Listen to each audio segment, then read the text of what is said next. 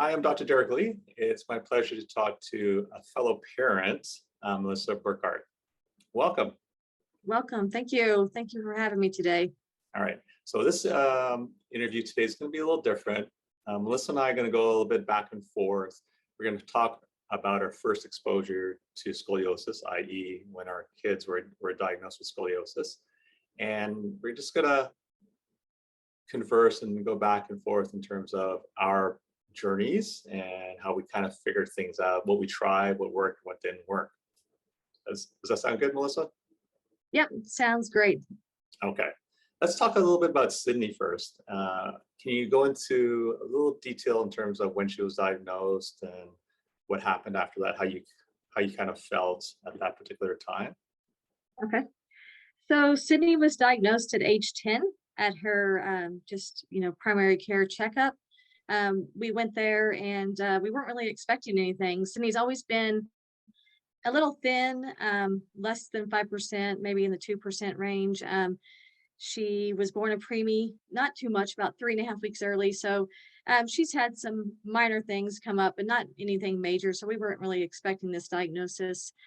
So they had her do the bend test, and he saw something. He's like, okay, you need to go, get some x-rays. And Sydney had broken both of her wrists previously playing soccer and riding a scooter. So the doctor that we went to, we had already seen him and he knew about us. So a kid that breaks both wrists within a year of each other, they kind of know you.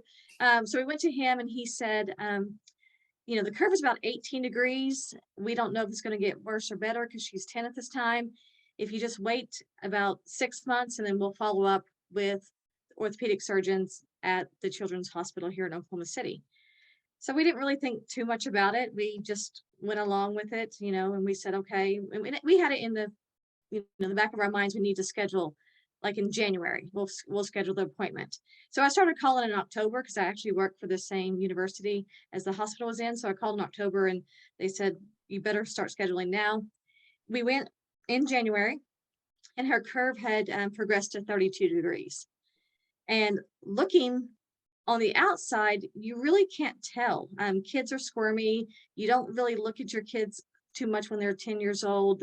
They're kind of taking a bath by themselves and things like that. So we really didn't think too much about it, but we were absolutely shocked and we felt terrible. It's not like we let it get to 32 degrees. We didn't let anything do that. That does it itself, but we felt terrible about it. So then we had to start exploring bracing, and that's where we kind of started. And from there, so by that time, Cindy was about 10.5 years old when we started using the Boston brace. Okay. Did you feel, because I don't know about you, but I felt pretty guilty that I missed it.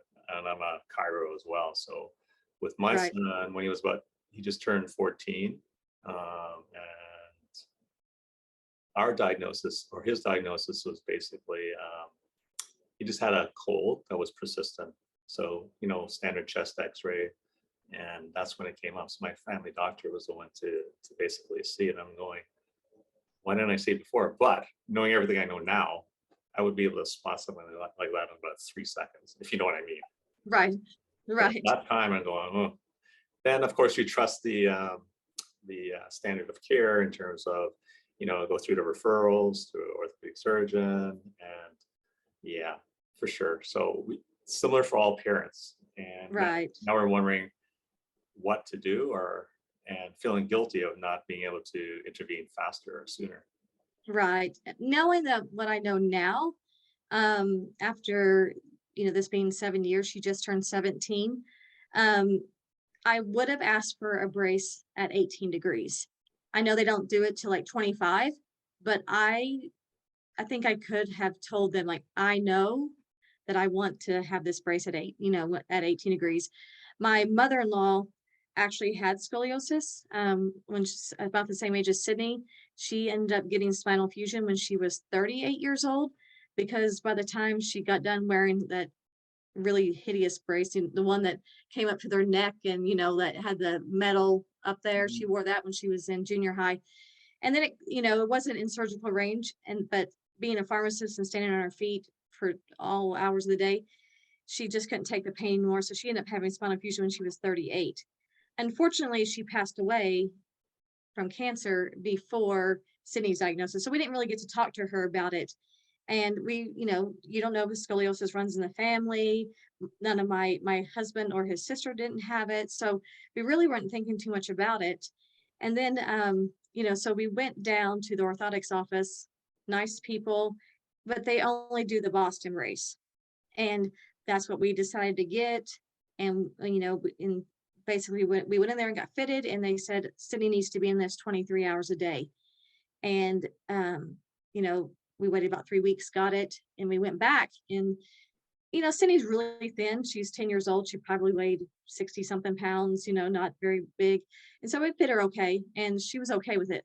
We got to the car. She tried to sit down in the car, started crying immediately. I can't wear this. I can't sit in this car. And so we went back in, and I was kind of like, oh my God, how are we going to do this? How are we going to convince her to wear this? She can't sit down.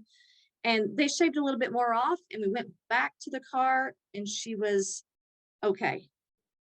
And so we were like, okay, we're okay. We're okay. And then, it's just sad when you have to do that. And you have to be positive for your kid. And we try to make it a fun day. We went to Build-A-Bear. We did this whole fun day with her, and to try to make it special for her, knowing that she's going to have to wear this. At the time, I was thinking probably till she was 17 or 18, so 7 or 8 years. And so it was hard on us mentally, and hard on Cindy as well. So, you have all those emotions about it, but you're trying to be positive and upbeat for your kid. Yeah, it totally breaks your heart. And, your kids who are in braces are in the same room, and you look over, and every time you look at them, it breaks your heart, right? Right. Yeah. Mm-hmm. It's a horrible process, but unfortunately, I don't think there's much else that has the evidence behind it that bracing has, right? So, yeah, our first experience was they called it a modified Boston symmetrical brace. So it's basically a cylinder. Was the Boston brace that way, or is it with 3D Boston brace? It was 3D. Yeah. So it did have some derotation built into it. Yeah. Yeah. Yeah, for sure. How long did she also start exercise program with the bracing? Can you talk a little bit about that? So we just try to, get situated with the brace, and she was okay with it. Sydney's a very type A personality. She just wants to do what the doctor says, what we said. And so she was pretty good about it. And of course, she was only 10 at the time. So we didn't have any kind of Schroth physical therapy here in Oklahoma at the time. Currently, we only have one person in Oklahoma that does Schroth physical therapy. And we asked the doctor about physical therapy, and he said, no, she's good. It doesn't, there's no science behind it that says it helps or, anything like that. About 5 months into Sydney wearing her brace, she said her back was hurting. And before she hadn't said her back was hurting. And we went in, and he's like, well, scoliosis, our doctor said scoliosis does not cause pain. And I said, well, I'm telling you, she says she's in pain, and she's not a kid that lies. Like, I know my kid. So he actually did an x-ray, and he called me up, and he's like, yeah, she has a little fracture in her lower back. And I was like, okay, what do we do about it? Well, nothing really you can do. It's just, the brace will hold it in there, and should hold it and be tight. And, we were just so worried about her. And, we felt like she couldn't eat as much because she was wearing a brace, and she said she was full earlier, and she wasn't gaining any weight. She hadn't gained any pounds in like a year. I mean, she was, she was so thin. She's always thin, but I just felt like she couldn't gain any weight in the brace. So you have all these things, but they're telling you this is the best thing to do.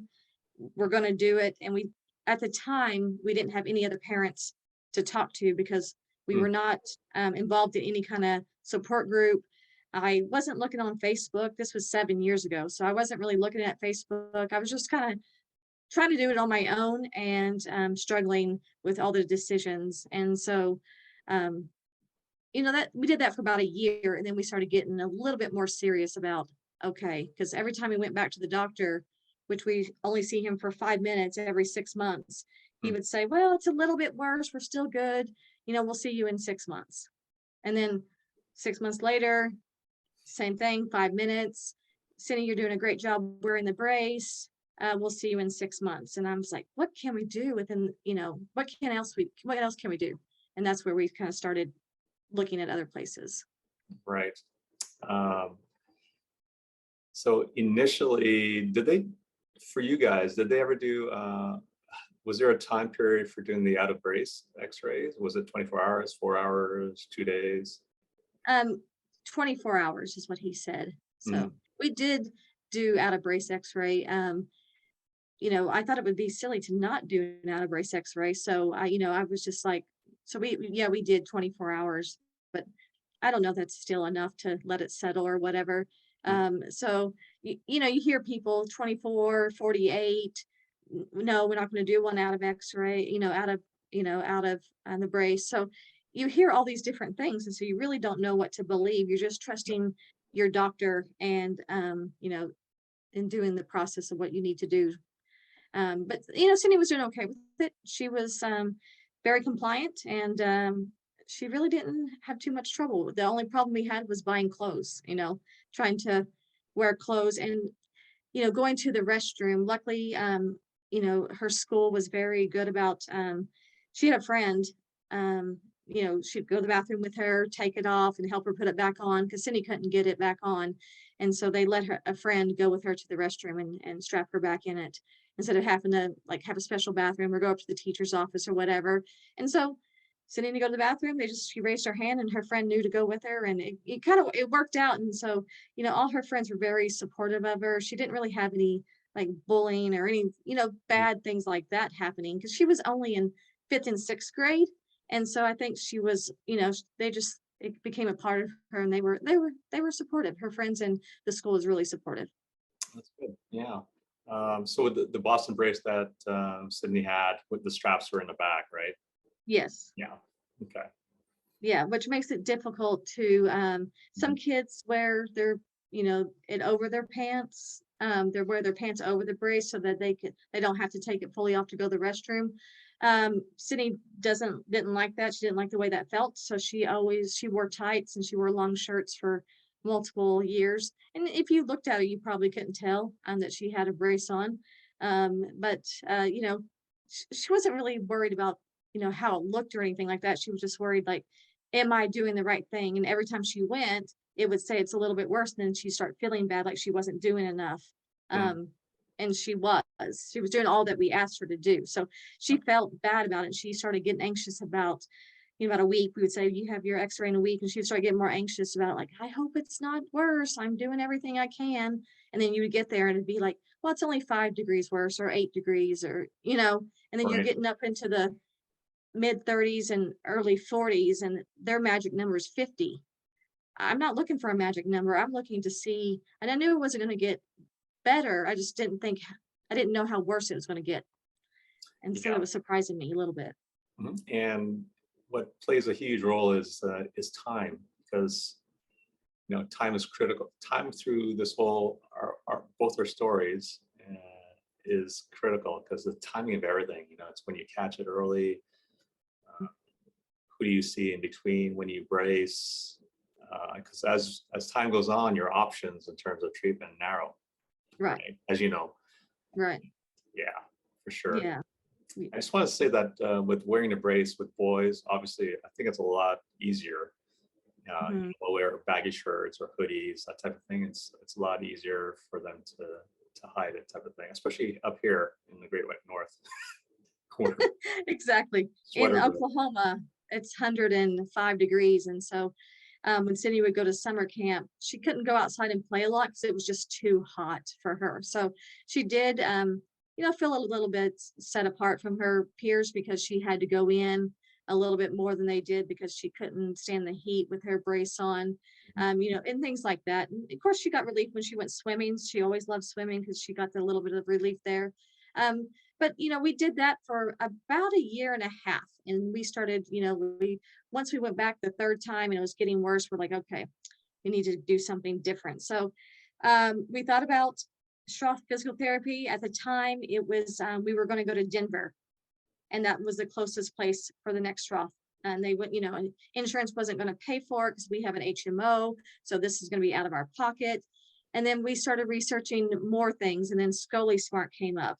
And so we were kind of desperate for, trying to figure out what can we do. And so we did end up going to Scoliosis when Sydney was a little bit before she turned 12 years old. We went to Scoliosis in Green Bay, Wisconsin. And we stayed in Green Bay for 2 weeks. It was a beautiful summer there. It's, it's nice in the summertime in Green Bay. And we went there and we were like, okay, it was hard work for Sydney, and they try to make it fun for them. And we thought, okay, we can do this. But we went to the Wisconsin Dells to celebrate Sydney's birthday and to kind of, let her have a little break in the water parks. And she was tasked with doing these Scoliosis exercises 3 times a day, wearing this, cantilever that had a 12-pound weight on it. And so she was standing on a ball that had that she had this contraption over her, and she had a 12-pound weight, and she was trying to offset her arms the other way. And she was supposed to do this 3 times a day for 20 minutes a day, plus wear the Boston brace and do all this work. And she could not be a kid. She was, it physically hurt her to do it, but she was willing to do it. And we were trying to just, say, just try it. Let's see if we can do it, and then see if it helps. And so she did it every day. So that was from June. This is 2017. In June of 2017 to October. Every day she did it 3 times a day. Every day, wore her brace on the off times of that, and it was 24/7 scoliosis. We would go in her room and she'd be doing it, and she'd just be crying because she was in pain. And we just I felt so sad for myself, and it makes me tear up just even thinking about it, that we did that to her. But we thought we were doing the right thing because we didn't know what else to do. We were just trying to avoid having spinal fusion at such a young age. And so we did that. And so in October, we were supposed to go back to Scully Smart for a mid, a little like 3 or 4 day thing. And then we went to the doctor here in Oklahoma City, and her curve had progressed, kept progressing a little bit, but it was at 43 at this time. So she's a little over 12 years old. Her curve had gotten to 43 degrees. That was after doing these Scully Smart exercises for months, wearing the brace on top of it. We even had a brace made, a Providence brace made. They asked if Cindy wanted to try it. They actually came down and they made it. The guy that makes it made it for her, and she was kind of like a model for it. She hated the Providence brace. She couldn't sleep in it because the way she likes to lay her leg. So she picked that to the curb. And so we stayed with the Boston brace and doing these exercises. And we went back to Wisconsin. And it was, he agreed that it was 43 degrees. And he's like, well, you just keep doing these. And then he did mention VBT at the time. He did say to us, like, hey, there's only certain doctors doing it, and I don't know if this is what you want because you're trying to avoid surgery, but check into it. So we got back to Oklahoma City, and we had the doctor's visit too there, and we asked him about it. He's like, our doctor was like, no, it's not proven, it's still exploratory, it's and so I'm not going to do it. It's it's not in my realm of things to do, but if you want a second opinion, go ahead. And we left that office that day saying we have to do something different. And that's when we found the VBT Facebook group. Actually on Facebook, I put Cindy's story on there, and within 5 minutes a guy from Oklahoma told me, hey, I want you to call me. I know you don't know me, but can you call me? And I'm trusting Oklahoman, so I did. And it worked out the best thing that's ever happened to us, that phone call from Kyle. Excellent. So, and from there, where did that lead to Shriners Philadelphia? So this was in October of 2017. Kyle had told me what x-rays I needed to get, what Shriners was looking for. And we were having a hard time finding people to do that x-ray, and they didn't know how to do it. So I went to the hospital. I asked my my daughter's doctor, and he said, I'll do anything for you. Whatever you need, let me, yeah, I'll do it. And so we went to the hospital, and she got, we actually stayed on the phone with someone from Shriners. The x-ray technician was on the phone with somebody from Shriners telling him how to do the bolsters and all that stuff, to get the x-ray, to stitch it together, to send to Shriners. We did that, and we got the hand x-ray, and we, did all that, and we sent it to Shriners, and in the mail. And about a week later, someone from Dr. Wong's office called us and said, Dr. Wong thinks that Cindy is a candidate for VBT, but we need to see you in person. Can you come like next week? And I'm like, oh, I can't book 3 flights to Philly in a week. Like, can we wait like a month or so and get past Thanksgiving, and then we'll go. So we went in December, the first week of December of 2017. I think it was the coldest ever it's been in Philadelphia. I don't know, it was freezing cold. And we went there, and we walked in, and we felt at home at Shriners. You can definitely tell that they treat just kids there, and that they, have that purpose, and they're asking you what you want and what the kid wants. And we did this knowing that our insurance was not going to pay for this, because we have an HMO, and they don't pay for anything out of the state of Oklahoma. And so we went there in hopes that she'd be a candidate at Shriners, because of our insurance situation. And so, because we couldn't afford $200,000. And so they, you don't have to worry about money there. They do it regardless of the family's ability to pay. Which is amazing. And I still can't believe it. I know, it still shocks me. Yeah. And so we went there and talked to him, and he said Cindy was a candidate for tethering at the perfect time, just being a little over 12 years old, 12 and a half almost by this time, and ready to, 43-degree curve, still bracing, not getting better. And he said, it's up to you. You guys decide what you want to do, and then let me know. And we had to make that decision from, agonizing decision from there. So that's kind of how we got there. But we came home to Oklahoma, and we stayed up all night, Googling, looking at stuff, reading the Facebook page. My husband and I would read stuff separately. Then we come back together and talk about it, because they said they'd call us in about 3 weeks to get Cindy on the schedule for the tethering. And so we did that, and we agonized over it. And then they called us about 3 days later. So we had to decide, and at the time he told us, he said, if you don't take this, this date, you get put to the bottom, because we have other people waiting, and they're trying to schedule based on, can they do 2 in a day? Can they get, all that stuff. So, they said, this is the date that we have for you. And so we went ahead and said yes, but we didn't tell Cindy until after Christmas. We didn't want her to worry until after Christmas. So we wait on it. Derek, that it was so hard for us to make that decision, because Cindy was really not in any pain. She was walked in there on her own. It does stink wearing the brace and doing all these exercises and stuff. But what if something happened to her during the surgery, and you think the worst? They become paralyzed. It's worse than what you're doing right now. And you made this decision for your child, because you're the adult and you're making decisions for your kid, and they're not really making them. And so we agonized all of that up until like the very second she had her surgery. So she had her surgery in February 18th of 2018. So we're going on, 2-3 years with scoliosis. And so we were ready for it to be done, and Cindy was ready to quit wearing the brace and doing those exercises.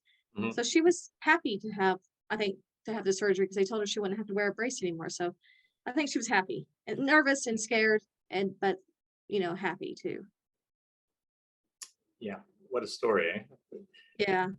Unfortunately, it's not as rare as we think, right? I think right. More and more parents we talk to, the more the journeys are pretty much similar. Right. Right. Progresses, right? So I'm talking too much about Cindy, but I just wanted to, No, it's good. Yeah. Okay. But I just wanted to see where, how we got there when we went to Shriners. And there's actually, Cindy had another girl in her room. we had a roommate. And so that girl was having surgery. She was from California, and she was having surgery with Dr. Wong that same day. Similar curve, around 42, 43 degrees, around the same age as Sydney. They looked about the same, real thin girls, real, upbeat. They were nervous, and they were keeping each other kind of company. When we checked in, and the parents were trying to keep each other sane as well. And he did the surgery on that girl in the morning, and Sydney's surgery was in the afternoon. So that man performed 2 VBTs in one day. And when he came out, like, Sydney started around 1, and he came back around 6:30 is when we saw her. We saw him. He came into the room. I was just like, "You're amazing, man. You just performed 2 VBTs. You changed our life." And he's like, "Oh, it's no big deal." He's like, "It's my pleasure." And when we saw those x-rays, those giant x-rays that they give you, we just wept. And, Sydney hadn't obviously seen it yet because she was still in the PICU, but Dusty and I we just like were crying. Our older daughter was crying. My son was crying. We were in that room just crying. And Dr. Wong was like, "It's no big deal. It's my pleasure. You'll be able to see Sydney here in just a little bit. Everything went great." But, just going through that after 2.5 years of trying to do all the right things, we think we finally made it. And it was hard to see Sydney in the PICU and see her afterwards, but she was pretty good. I mean, she was up walking within 12 hours. The next morning she was up. I mean, she had her surgery. She went back at 6:30. She got done at 6:30. They put her in the PICU. By the next morning at 8 a.m., she was walking down to the 5th floor and doing it herself. So we felt like we made the right decision, and we made the right choice with Shriners. And we were blessed and thankful that they, we were in the right parameters at the time, because they were still doing the FDA study. We weren't, the FDA study was still going on whenever we were there. So we had to be in these certain parameters, and it just worked out perfectly. And I just couldn't be happier, and thanks Shriners so much for it. Absolutely. Well, we're both Shriners families, right? Right. So, yeah, I just want to reiterate. Canada, I come from Oklahoma. Yeah. Right. I still don't believe that organization exists. Right. Uh, Right. Well, what about your son? I've read a little bit about it. I read his story, but let's talk about. Sure. Well, when he took the chest X-ray for his cold, he was at around, I would say, 25 degrees, and so after initial shock, we just similar to you. We just went with the flow of the standard of care, which is, referral to orthopedic surgeon, which so that's the way we went, and recommended a similar brace. They call it it's modified Boston. And then I looked at that thing, and I started to kind of just question things, and why, in terms of they didn't even want to take that particular surgeon didn't want to have a in-brace X-ray for 3 or 4 months, and I'm going, well, how do you know it's working? And 3 to 4 months when these kids are growing are forever. That's when curves explode, right? Right. So it really basically pissed me off enough Right. that I finally got my butt in gear and started going right at it as hard as I could, right? Right. So by the time we got the brace, it was over 50 degrees. So in about 3 months, because it took months to see the surgeon and getting the brace, so I just went, forget it. So I went down to Virginia to see Luke Steichler for a Riga and he had about a 65% in-brace correction. I went, okay, we're in the right place. Then I started investigating ScoliSmart, other chiropractic forums, Schroth, and I talked to a lot of them in terms of trying to figure out, because of my background as a chiropractor, what made sense to me. So I didn't go that path, and I just started modifying things on my own. So with the Rigo and Jacob, we put together a Schroth program, and chiro, some traction, which basically meant about 45 minutes of exercise a day, 7 days a week. Mm-hmm. And we were able to get 20% reduction. So from about 53 to 40-ish in about 2 to 3 months. So to me, Yeah. it's pretty easy to get correction, but is it going to be lasting correction? Right. Right. And I knew that was going to be the best we're going to get. And I also knew that it was going to get worse. Right. So that's when I started going, okay, we need to find another option, because this is trying to hold back the dam that is going to burst. Right. And I'm sure you know exactly what I mean. Yeah. Right. So then Yeah. that's when I started talking to surgeons all over the planet. And we went to Montreal Shriners, talked to so many doctors, and finally we just like yourself, I started looking on Facebook groups. And it's so funny because I'm a chiropractor, I should know about scoliosis, but we weren't really trained in it, right? Right. And I'm trying to get as much information, and there's so much misinformation, even in the research and on the internet. But Right. it was great to get to these Facebook groups because you get real feedback from parents who've gone through the whole process, right? Right. And that's when I kind of latched onto this VBT thing, which I'd never heard of before, because Jacob, they want to fuse him T4 to L4, and I was going, I don't think that's going to happen. Oh goodness, L4 all the way down there. That's yeah. For sure. And that's just going to be trouble, right? Right. So we eventually got an appointment with Dr. Samdani at Shriners Philadelphia. And I kind of knew when I met him within the first millisecond that I was in the right place. Right. Right. Because these guys Yeah. do too much. Yeah, he's just like, I tell other parents that it was like Clint Eastwood meeting him. Like, these are for older folks, right? Right. He's going to take care of it. He doesn't have to brag about anything. He just No. that confidence, right? Right. Right. And then it's so funny because at the consult, he said, yes, Jacob's a candidate. Then he tries to talk me out of it, saying, all these, it's new. There's not a lot of long-term data. Right. And I'm going, okay, did you want me to say yes or no? And Right. sometimes that confuses patients, but they just want to give parents the option, full transparency. Right. So they know what they're getting into. And I know, even talking to Dr. Samdani, Dr. Wong, and Dr. Pays, that they really appreciate parents who know a lot, who are coming into the consults educated. Right. You ask better questions, and it becomes much more of a shared decision-making process that for the benefit of the child, right? And Right.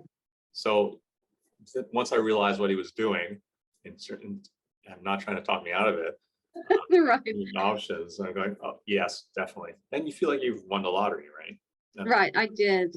Same thing with me. Dr. Huang, he said you can do the tethering or you're not, but he said the same thing. And my husband and I came home, we're like, is he confident that this is going to work? Because he kind of tried to talk us out of it. But I agree with you. Like, now knowing all this and knowing their personalities and knowing how they are, they were just giving you the decision, the best decision. And they told Sydney, if you are looking to be perfectly straight and be symmetrical, and this is what your outcome wants to be, because she's not an athlete, she's an oboe player and a saxophone player, so she's not, doesn't need to do gymnastics or whatever. If you want to look perfectly straight and look symmetrical, fusion's best for you. If you're okay with having a little bit of rotation and a little bit, there, then VBT would be good for you too. So kind of left it up to us, and making our decision what's best for Sydney, and what does she want in life. Does she and fusion's just this one time and it'll be done, and then VBT, there's a possibility of having to do it again, and all these things. And so we still felt like VBT was knowing that Sydney would not be 100% symmetrical, and Mhm. she is not, knowing that, and we let her kind of decide too as well. I mean, she's 12, we're making the decision for her, but we wanted her input, and I thought that was good that he told us all that, and he took Sydney's consideration too, Mhm. into it. So they're really, really good, and they're good at talking to kids. And they didn't spend 5 minutes with us like the other doctors did. We were in there as long as he needed us to be, and we wanted to be. Like, we traveled from Oklahoma. We felt like we had won the lottery, even getting there, knowing that other people had to go to New York and to the other doctors, ABC doctors, and pay for this because they weren't, qualified to be in this study, FDA study with Shriners. And I recognized that, and I knew people that had to pay $100,000 down to even get a surgery date. Mm. And we were thinking, okay, do we take Sydney's money from college? Do we never, she's never gonna be afford to go to college because we're gonna have to take out a second mortgage on our house to pay for this if we're not in this. This is what we choose. And you don't want money to be the factor. But for a lot of people, it has to be. Mhm. For sure. Yeah. Now, if you were going to do it all over again, well, how would you, I know what I Oh, would have done, and I'll talk about yeah. it a little bit, but what Yeah. would you have done differently knowing what you do now for other parents? Yeah. So before I answer that, I'm going to go into why we came back with gung ho to start a support group. So um, Cindy didn't know anybody that had scoliosis, and we didn't really either. We weren't really ready to help anybody. But once we found out about BBT and what the options were and how Oklahoma wasn't offering Stroth or BBT or anything, we said we got to tell parents that you don't have to just stay in Oklahoma. You can go get consultations elsewhere.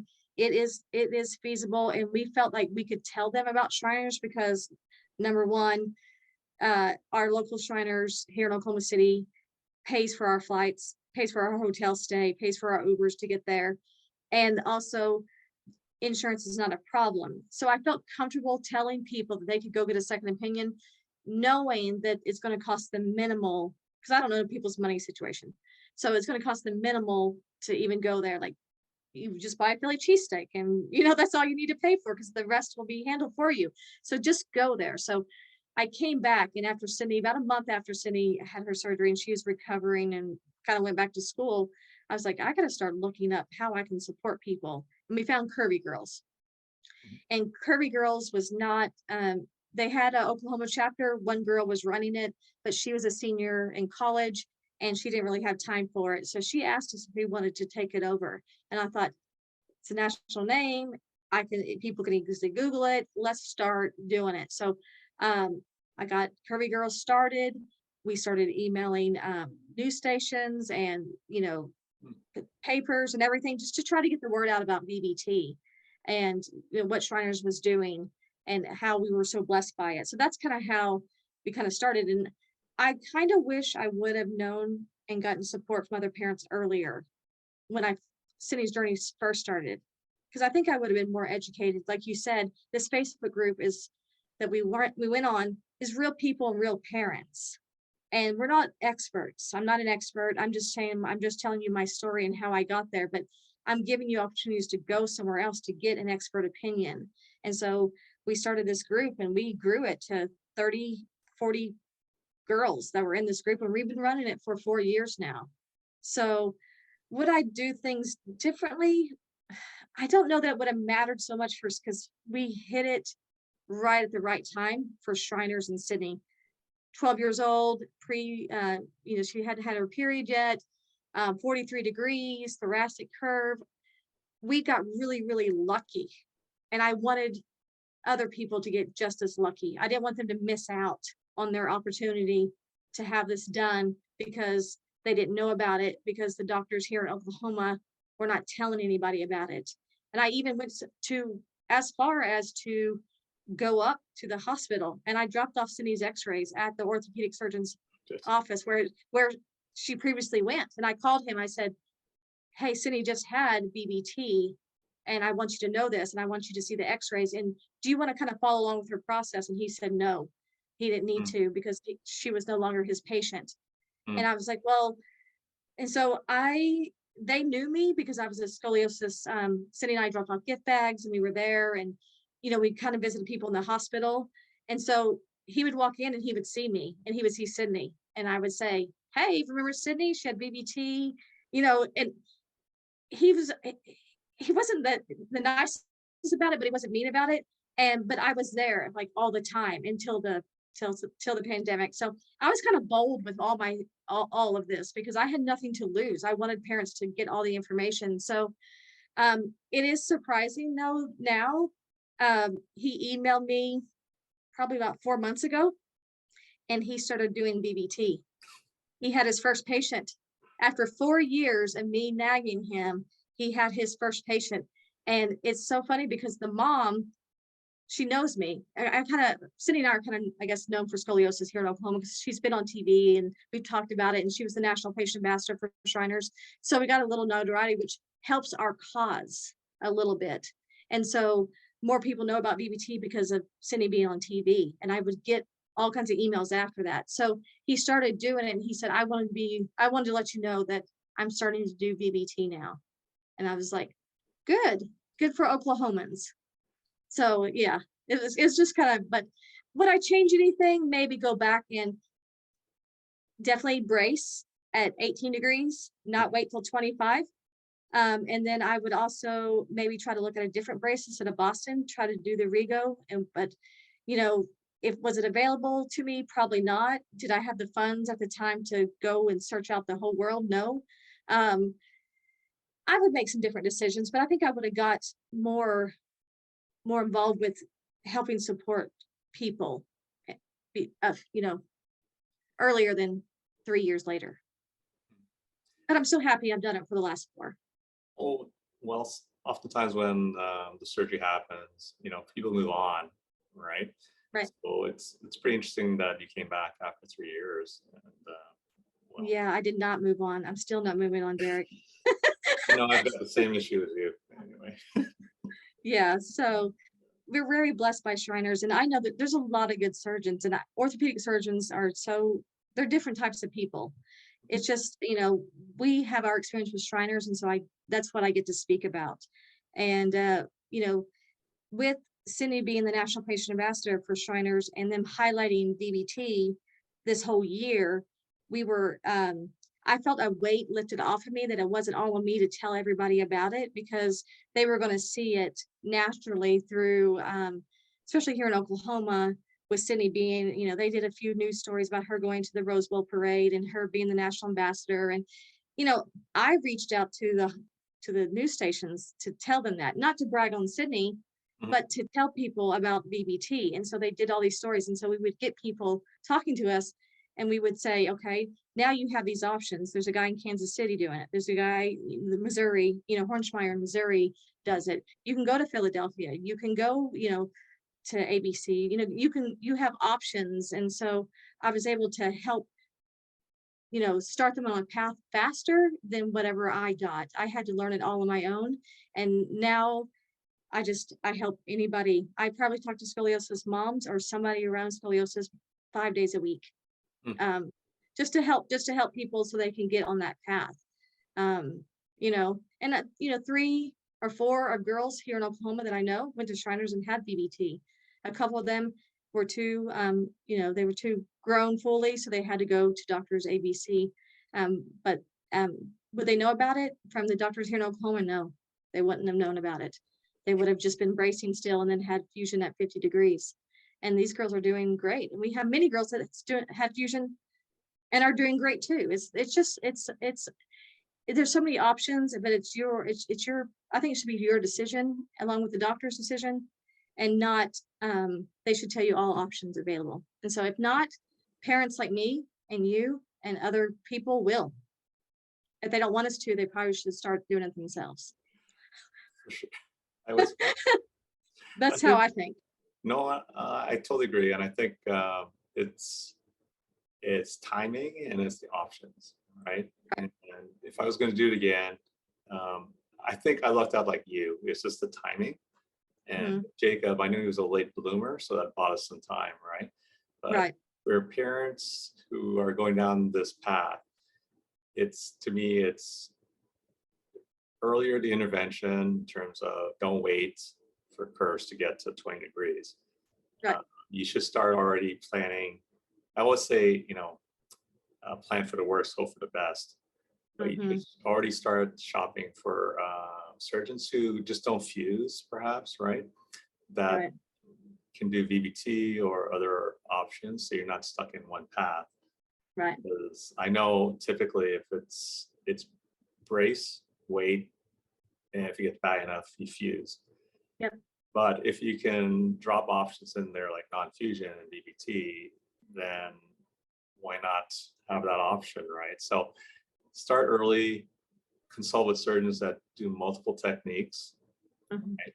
And hopefully they will turn you on to an orthotist that is on that same path. I know more and more scoliosis centers around the world are taking that particular approach where they're treating from a span, from adolescents all the way up to adults, and giving those options everywhere along the road, as opposed to just the current standard of care, which is fusion, right? Right. Now, like you, I guess my path has been towards more of the Facebook groups and interviewing surgeons and putting information up on YouTube just to educate others. I think in closing, what would you want to what is the best way to research and find information on, treatment options, both anywhere along the spectrum? Yeah, it's hard because there is a lot of stuff. If you just Google scoliosis and if you Google scoliosis Oklahoma, then you're probably gonna get quite a few pictures of me and Sydney actually right now. But I think just talking to parents, because they're the real deal and they'll give you the honest answers. After running a support group for 4 years and seeing the gamut of people that's waiting to brace, that's never braced, the kid won't wear a brace, to, finding out 3 months ago, and then they had to have spinal fusion within 3 months, to, VBT, ASC, I think it's just, and it's good just to have that support. So I think it's good to, Google stuff, look at everything you can, talk to your surgeon, just be open and honest with your surgeon. I felt like I was afraid to tell, our previous doctor anything. Like I felt like I couldn't go against what he was saying, but I don't have that now. I don't feel that now. I just wish more people were confident in it. And, but I'm a kind of a bold person. And so I kind of just jump out there and say whatever, but it's just, it's so hard because your kid is struggling and you don't want them to suffer. And, it doesn't matter what ailment they have or whatever, but scoliosis is more mental. It's more mental than you think. It's physical, as well. But these kids that have to wear a brace 23 hours a day, it's scoliosis 24 hours a day. You're just thinking about it all the time. So you got to help them with their mental aspect of it as well. And, if you can get into a support group, I highly recommend it, not just because I run it, but I've seen how these girls bond. And, I see them, they're laughing about their brace and what's the worst thing that's happened to them in it. And they're laughing and all this stuff. And they need that. And they none of their friends understand what they're going through. So I recommend, if you can get a support group, great. There's not as many for boys. But then I also just recommend talking to other parents, and don't be shy about just saying, hey, can I call you? And, can we talk about this or whatever? And, just tell your story. Just tell your story to people. I'll tell my story to somebody that's sitting next to me, and they're like, oh, well, my cousin had scoliosis or whatever.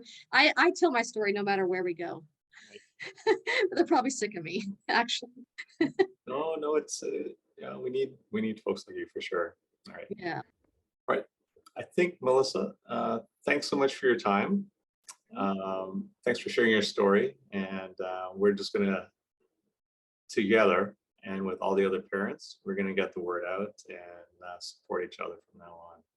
Right. And I appreciate you doing this. And all the, stuff that you've done, all the videos. I wish I would have had all the information that you have been putting out there 7 years ago. I think it would have really helped. So keep doing what you're doing. We'll keep doing what we're doing. And, more people are going to get on board with VBT and ASC stuff. We just got to get the insurance companies on board because we're still having trouble with them wanting to pay for it. So I'm picking my battles right now, but I'm kind of going after United Healthcare a little bit regarding it. I don't have a dog in the fight right now because Sydney's already done, but I'm got in a Twitter battle with one of them the other day, so I got to quit with that. But